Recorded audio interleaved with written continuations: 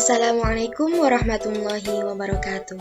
Saya Lailatul Nikmah dari Prodi Pendidikan Agama Islam Fakultas Tarbiyah NIM 2020196 dari IAIN Kediri. Di sini saya akan memaparkan sedikit penjelasan tentang menjauhi pergaulan bebas dan perbuatan zina untuk melindungi harkat dan martabat manusia. Nah, di sini sudah dijelaskan dalam Quran surah Al-Isra ayat 32 yang berbunyi Bismillahirrahmanirrahim. Wala taqrabuz zina innahu kana fahishatan wa sa'a sabila.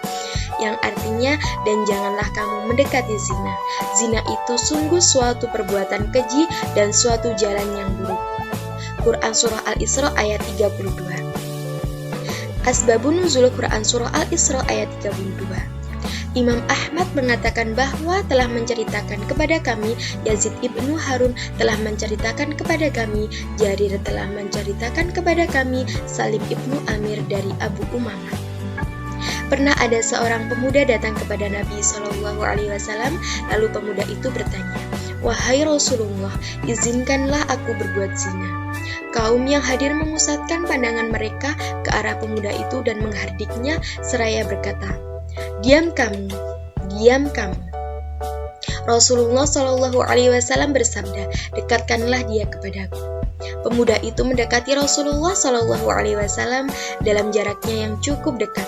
Lalu Rasulullah SAW bersabda, "Duduklah." Pemuda itu duduk dan Nabi SAW bertanya kepadanya, "Apakah kamu suka perbuatan zina dilakukan terhadap ibumu?" Pemuda itu pun menjawab, "Tidak, demi Allah, semoga Allah menjadikan diriku sebagai tebusanmu." Rasulullah SAW bersabda, "Orang lain pun tentu tidak suka hal tersebut dilakukan terhadap ibu-ibu mereka." Kemudian Rasulullah SAW meletakkan tangannya ke dada pemuda itu seraya berdoa, "Ya Allah, ampunilah dosanya dan bersihkanlah hatinya serta peliharalah farjinya." Maka sejak saat itu pemuda tersebut tidak lagi menoleh kepada perbuatan zina barang sedikit pun. Nah, sekarang kita memasuki definisi pergaulan bebas dan zina. Yuk kita pahami makna pergaulan bebas dan zina lebih dalam lagi. Yang pertama, kita akan menjelaskan makna larangan pergaulan bebas. Nah, pergaulan bebas secara umum adalah perilaku individu atau suatu kelompok yang menyimpang. Sikap menyimpang ini melewati batas ukuran, kewajiban, tuntutan, syarat, dan perasaan malu. Pergaulan bebas juga bisa diartikan sebagai perilaku menyimpang yang melanggar norma sosial dan agama. Ciri-ciri pergaulan bebas yang pertama yaitu kurang bertanggung jawab terhadap tugas yang sudah diberikan. Yang kedua yaitu menghamburkan uang untuk kesenangan semata menuruti kepuasan nafsu. Yang ketiga melakukan seks bebas. Yang keempat mengalami tekanan emosi dan gangguan kesehatan mental. Dan yang terakhir yaitu remaja yang merokok dan minum minuman beralkohol. Faktor penyebab terjadinya pergaulan bebas ada 5. Yang pertama yaitu rendahnya tingkat pendidikan keluarga. Yang kedua keluarga broken home. Yang ketiga ekonomi keluarga. Yang keempat kurang wawasan agama. Dan yang terakhir penyalahgunaan internet. Dampak pergaulan bebas di sini ada 2 ya teman-teman.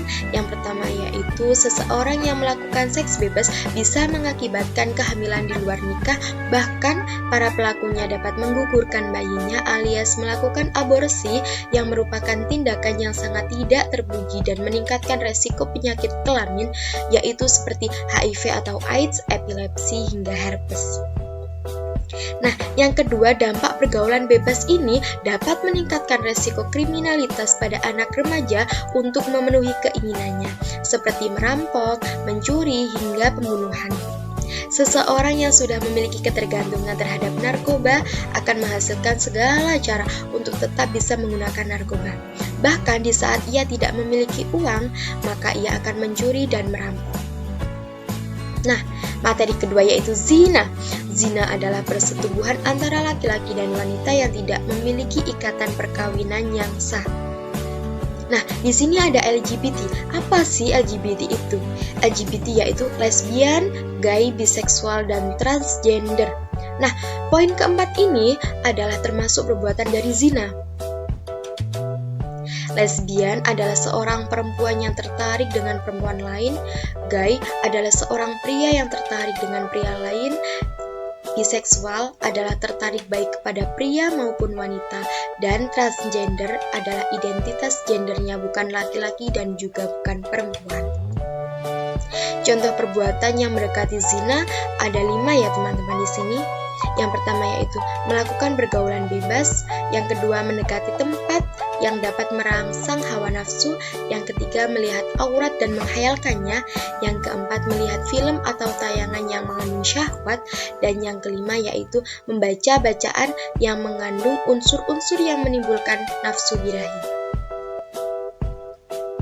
Hukuman pelaku bagi zina sudah tertera dalam Quran Surah An-Nur ayat 2 yang berbunyi Bismillahirrahmanirrahim. Az-zaniyatu waz-zani fajlidu kulla wahidin minhuma mi'ata jaldah wa la ta'khudhukum bihima ra'fatun fi dinillahi in kuntum tu'minuna billahi wal yawmil akhir wal yashhad 'adabahuma ta'ifatun minal mu'minin. Yang artinya bezina perempuan dan bezina laki-laki, deralah masing-masing dari keduanya 100 kali. Dan janganlah rasa belas kasihan kepada keduanya mencegah kamu untuk menjalankan agama hukum Allah jika kamu beriman kepada Allah dan dari hari kiamat, dan hendaklah pelaksanaan hukuman mereka disaksikan oleh sebagian orang-orang yang beriman. Quran Surah An-Nur ayat 2. Kandungan Quran Surah An-Nur ayat 2 adalah yang pertama, pelaku zina, baik laki-laki maupun perempuan dihukum dengan cara didera atau dicambuk sebanyak 100 kali. Yang kedua yaitu Allah Subhanahu wa Ta'ala melarang orang-orang yang beriman berbelas kasihan kepada keduanya hingga mencegah menjalankan hukum Allah Subhanahu wa Ta'ala. Yang ketiga yaitu pelaksanaan hukuman bagi pelaku zina disaksikan oleh sebagian orang-orang yang beriman. Nah, selanjutnya yaitu kategori zina. Di sini kategori zina dibagi menjadi 2, yaitu yang pertama zina muhsan dan yang kedua yaitu zina ghairu muhsan. Zina muhsan adalah zina yang dilakukan oleh seorang laki-laki atau perempuan yang sudah pernah menikah. Hukuman zina muhsan adalah dirajam atau dilempari batu sederhana sampai mati. Hukuman rajam ini dilakukan jika memenuhi syarat, yaitu ada 4 orang saksi. Zina ghairu muhsan yaitu zina yang dilakukan seorang laki-laki atau perempuan yang belum pernah menikah atau masih perjaka atau gadis. Hukuman zina ghairu muhsan adalah didera 100 kali dan diasingkan selama 1 tahun. Cara mengetahui dan membuktikan kalau seseorang melakukan perbuatan zina ada 2 ya teman-teman. Yang pertama yaitu dengan menghadirkan 4 orang saksi. Syarat saksi laki-laki adil dan memberikan kesaksian yang sama tentang waktu, tempat, dan melihat dengan mata kepala sendiri serta pelaku melakukan perbuatan zina. Yang kedua yaitu adanya pengakuan dari pelaku zina bahwa dirinya telah berzina. Syarat pelaku harus sudah balik dan berakal. Apabila seseorang menarik kembali pengakuannya, maka bisa diterima, berarti dia tidak terkena hukuman rajam atau didera. Sekian dari saya, apabila ada kurang lebihnya pemaparan yang saya sampaikan, saya mohon maaf yang sebesar-besarnya. Wassalamualaikum warahmatullahi wabarakatuh. Terima kasih dan sampai jumpa kembali.